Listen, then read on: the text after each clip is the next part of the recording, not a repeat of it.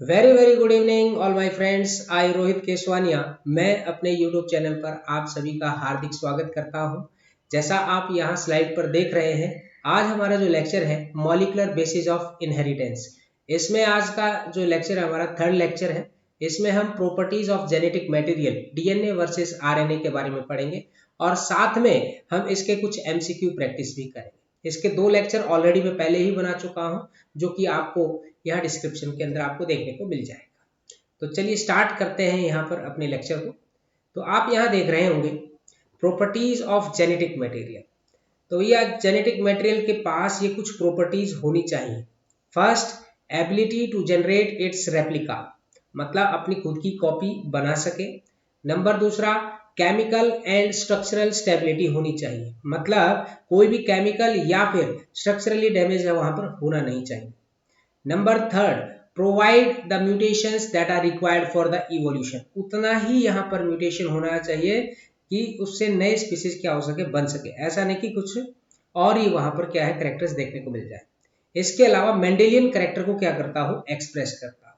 तो ही ये सारे के सारे क्या कहलाएंगे भाई, ये चारों के चारों अगर प्रॉपर्टीज अगर किसी के अंदर देखने को मिल गई तो उसी को ही जेनेटिक मटेरियल माना जाएगा।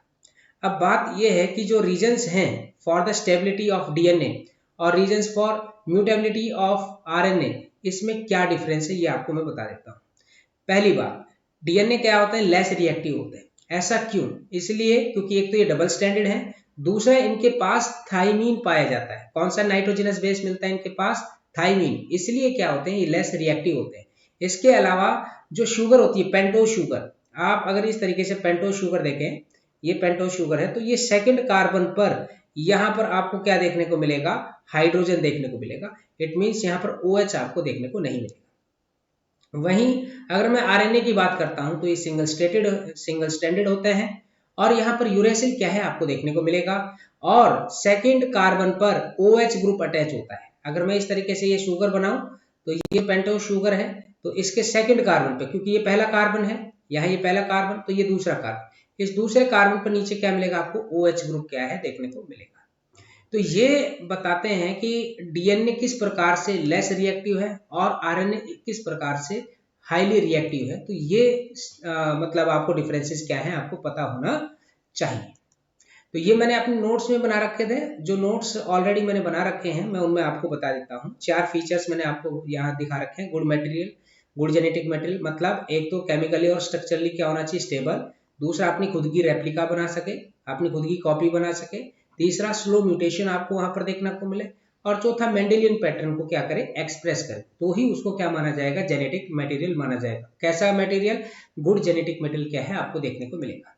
तो एक एक करके अगर हम देखें तो भैया स्ट्रक्चरल स्टेबल, स्ट्रक्चरली कैसे स्टेबल होंगे, तो मैं कहूंगा डीएनए, आरएनए और मैंने ये प्रोटीन है, तो डीएनए डबल स्टैंडर्ड होते हैं, मैंने 2 स्टैंड बना दिए। ये आरएनए सिंगल स्टैंड होते हैं, तो ये इस तरीके से। प्रोटीन आपको पता है इनफोल्डिंग फॉर्म में आपको क्या है देखने को मिलता है। तो जो डीएनए डबल स्टैंडर्ड है इसमें हाइड्रोजन बॉन्ड आपको देखने को मिलेंगे, मोर स्टेबल स्ट्रक्चर है। क्यों? क्योंकि थाइमिन इसके अंदर क्या है पाया जाता है। आरएनए क्या है, सिंगल स्टैंड आपको देखने को।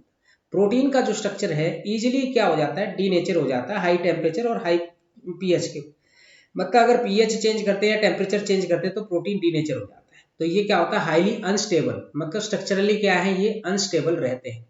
और वहीं अगर देखें ग्रिफिथ का जो एक्सपेरिमेंट, जो पिछली वीडियो में भी मैंने आपको यहाँ पर ग्रिफिथ का एक्सपेरिमेंट बताया था, किस प्रकार से ट्रांसफॉर्मिंग प्रिंसिपल के बारे में उन्होंने बताया कि वहां पर देखा गया जो डीएनए है किस प्रकार से थर्मोस्टेबल, मतलब हाई टेम्परेचर में भी अपने आप को क्या कर रहा है, सर्वाइव, जिसकी वजह से आर स्ट्रेन को एस स्ट्रेन की फॉर्म में क्या कर दिया था, कन्वर्ट कर दिया था। तो इससे ये तो प्रूव हो गया कि जो डीएनए है वो क्या होता है, स्ट्रक्चरली स्टेबल होता है। ठीक है, और सबसे लीस्ट कौन सा है, प्रोटीन।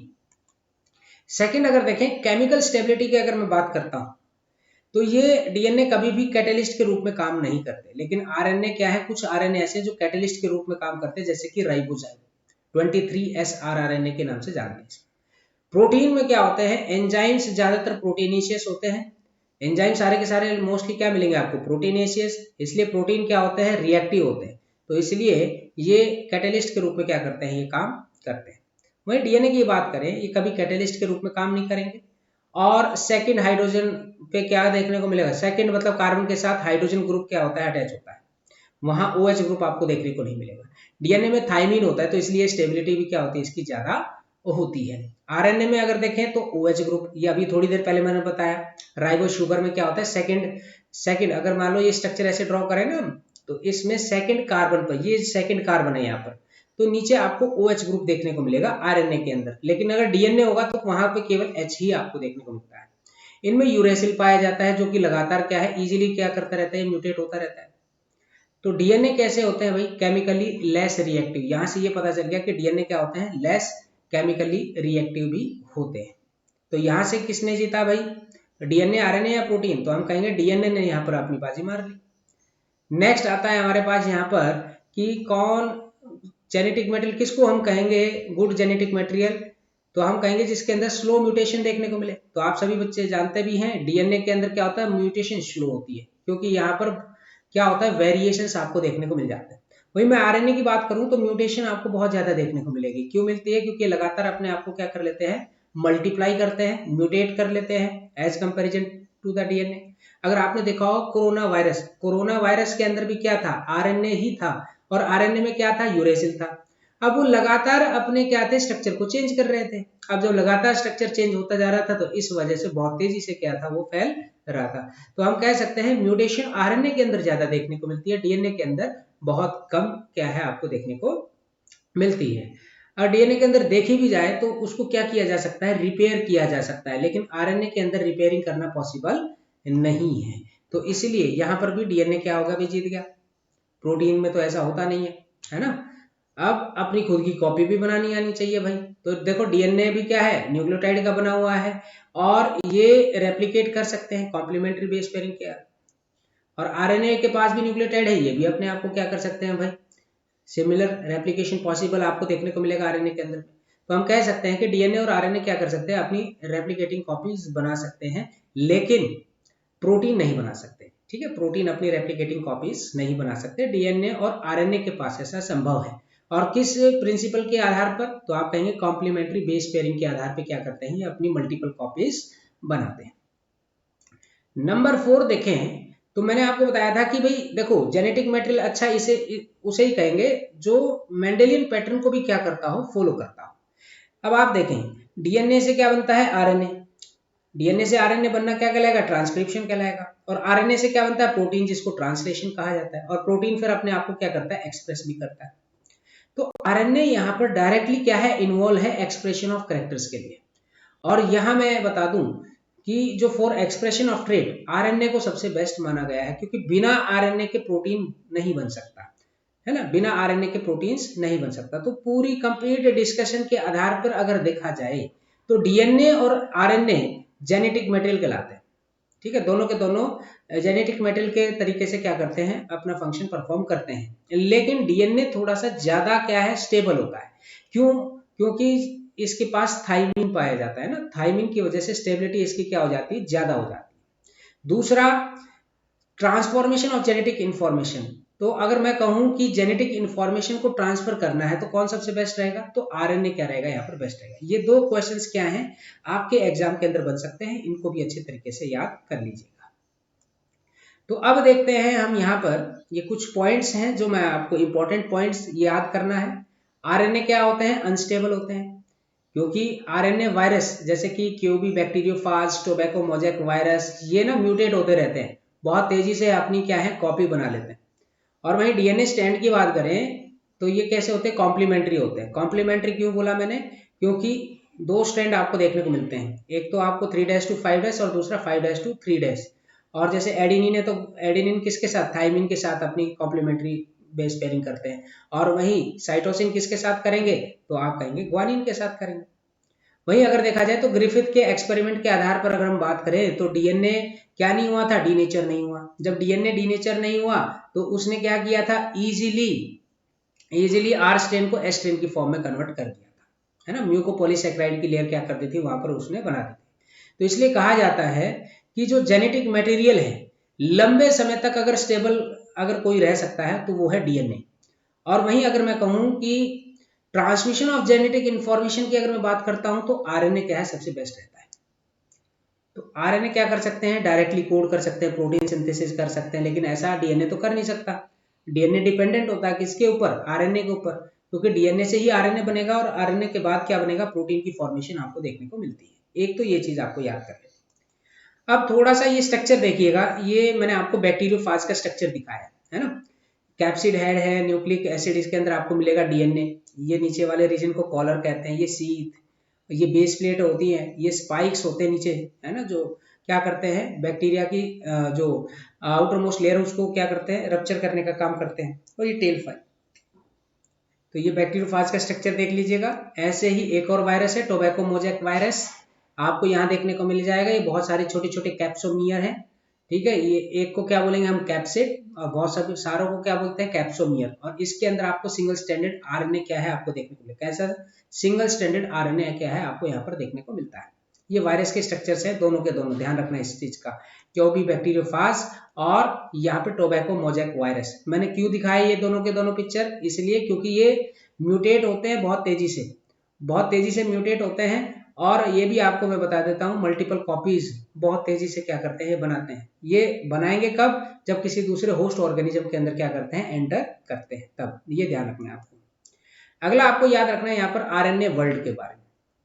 आरएनए क्या है, हमारे अर्थ के ऊपर सबसे पहला जो जेनेटिक मटेरियल जो मिला था वो क्या था, आरएनए था। तो आरएनए जेनेटिक मटेरियल भी है, कैटलिस्ट के रूप में भी काम करता है। और एसेंशियल लाइफ प्रोसेसेस की बात करूं तो मेटाबॉलिज्म, ट्रांसलेशन, स्प्लाइसिंग, इनमें आरएनए का बहुत ही अहम योगदान होता है। DNA evolve from the RNA for the stability, क्योंकि आरएनए के अंदर चेंजमेंट हुआ था जिसकी वजह से आरएनए से क्या बन गया, डीएनए। आरएनए से क्या बन गया था, तो हम कह सकते हैं डीएनए बना था। और क्यों, क्योंकि यूरेसिल था इसके पास और इसके पास क्या आ गया, थाइमिन। तो यूरेसिल के अंदर चेंजमेंट आके क्या बन गया था, थाइमिन, और इस वजह से डीएनए क्या हो गया यहाँ पर, हाईली स्टेबल हो गया था। तो आपसे पूछ सकते हैं कि बताइए डीएनए किससे बना फिर भाई, तो डीएनए बना था आरएनए से। ये चीज भी आपको याद कर लेनी है। ये मैंने यहाँ पर आपको दिखा रखा है आरएनए वर्ल्ड, मैंने अपने नोट्स में ये लिखे हुए हैं सारे के सारे। आरएनए क्या है, एक सबसे पहला फर्स्ट जेनेटिक मटेरियल है। कैपेबिलिटी क्या है, इंफॉर्मेशन स्टोर कर सकते हैं, कैटलिस्ट के रूप में काम कर सकते हैं, स्प्लाइसिंग कर सकते हैं। तो इसका मतलब ये अकेले क्या कर सकते हैं, प्रोटीन सिंथेसाइज कर सकते हैं। प्रॉब्लम ये है कि ये स्टेबल नहीं होते, क्योंकि ये लगातार म्यूटेट होते रहते हैं और अपने स्ट्रक्चर को क्या करते रहते हैं, ये चेंज करते रहते हैं। दूसरी बात, यहां अगर आप देखें तो आपको समझ में आएगा डीएनए, है ना, ये जो आरएनए है, आरएनए के द्वारा ही डीएनए की फॉर्मेशन हुई है। आरएनए के द्वारा ही किसकी फॉर्मेशन हुई है, डीएनए की। तो इससे क्या हुआ, आरएनए में स्टेबिलिटी क्या हुई, इंक्रीज हुई, तो क्या बन गया, डीएनए बन गया। और आरएनए से क्या बन गया, यहाँ पर ये प्रोटीन भी बना सकते हैं, जिस प्रोसेस को हम ट्रांसलेशन प्रोसेस कहते हैं। अगर मैं बात करता हूँ यहाँ केमिकल मॉडिफिकेशन की आरएनए की, तो याद रखिएगा क्या क्या चेंजेस हैं। एक तो देखो, आरएनए से डीएनए बना तो क्या क्या मॉडिफिकेशंस वहां पर देखने को मिली। सबसे पहले तो क्या हुआ, सिंगल स्टैंड से डबल स्टैंडर्ड बन गए।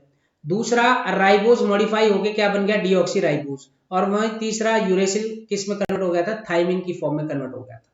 ठीक है, तो मिथाइलेशन क्या है आपको यहाँ पर देखने को मिली थी। एक तो ये चीज आपको याद कर लेनी है। ठीक है भाई, ये स्ट्रक्चर आप देख सकते हैं।